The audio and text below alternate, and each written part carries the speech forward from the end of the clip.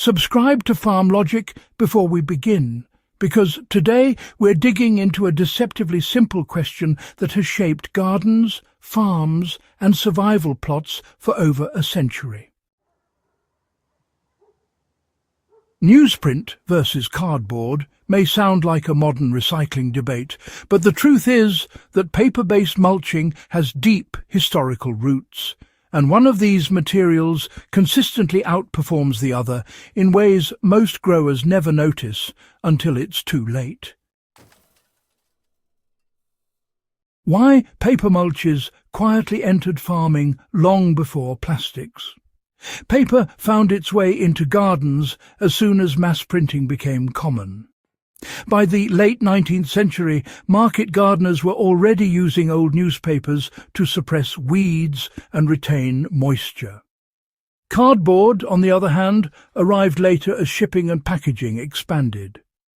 Both were cheap, abundant and biodegradable, making them attractive substitutes for straw or leaf litter when those resources were, a bit scarce. Yet, despite being lumped together as paper mulch, these two materials behave very differently once they touch soil. Understanding that difference is what separates soil builders from soil suffocators. How newsprint behaves once it meets living soil. Newsprint is thin, lightly processed, and made primarily from short wood fibres.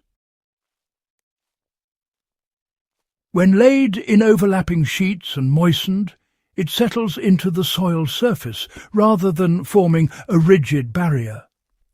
Microbes and fungi colonize it quickly. Earthworms pull fragments downward. Historically, this mattered. Farmers needed materials that broke down predictably without disrupting planting schedules. Newsprint offered just enough weed suppression to give crops a head start while still allowing air, water and biology to pass through. Why cardboard feels powerful at first but causes hidden problems. Cardboard's appeal is obvious. It is thick, tough and seems to smother weeds instantly. In the short term, it works. But that strength is also its weakness. Cardboard is designed to resist breakdown. It contains longer fibres, binding agents, and sometimes waxes or glues that slow decomposition.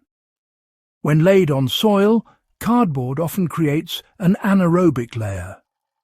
Water pools above it. Roots struggle to penetrate. Soil life beneath can become starved of oxygen, especially in heavier soils.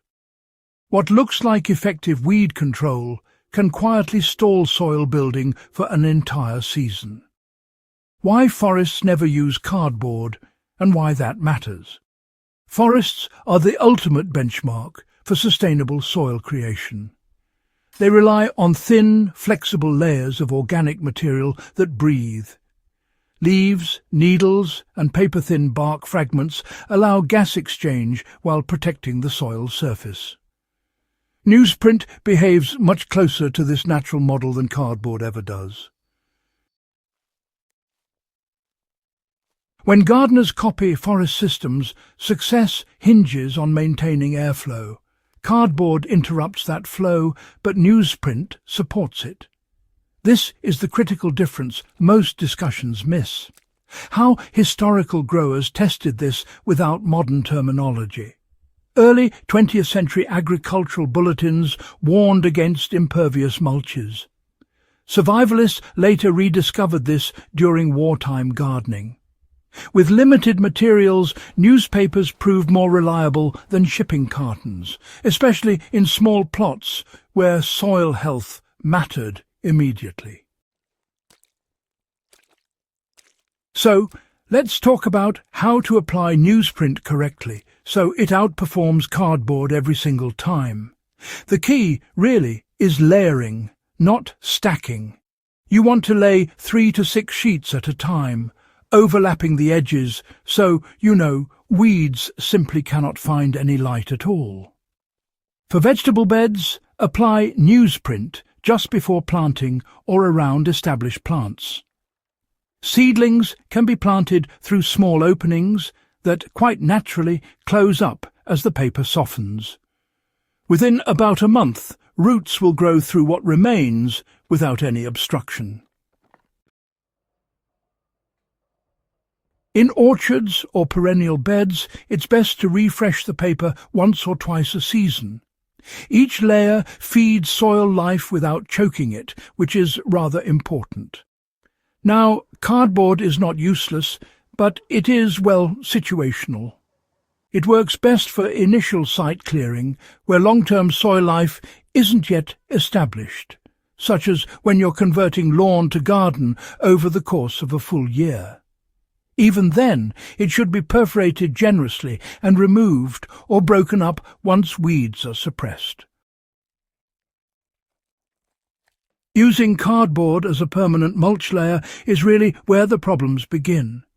If it is used, it must be temporary and followed by lighter materials.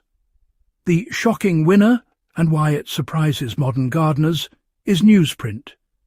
Newsprint wins because it aligns with how soil actually functions. It suppresses weeds without suffocating life. That difference matters if you care about resilience, yield stability, and long-term fertility, rather than just quick visual results. Subscribe to Farm Logic if you value grounded, field-tested knowledge over shortcuts, and do share this guide with anyone laying down cardboard this season.